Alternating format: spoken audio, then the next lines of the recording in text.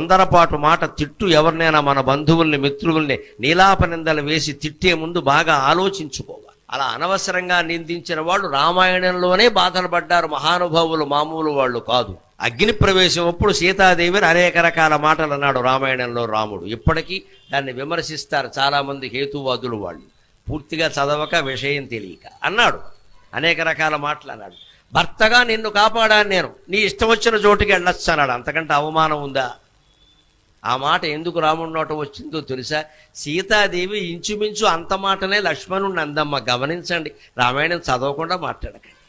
మాయలేడి కోసం ఆయన వెడితే హా సీత హా లక్ష్మణ అని అరిస్తే వెంటనే ఈయన్ని వెళ్ళమంటే నేను వెళ్ళనమ్మా, నీకు తెలియదు ఇది రాక్షస మాయ. వాడు అనేక రకాల మాయలు చేసేవాడు మిమిక్రీ చేయలేడా? మిమిక్రీ చేసేవాళ్ళు బోళ్ళు మంది ఉన్నారు ఇక్కడ.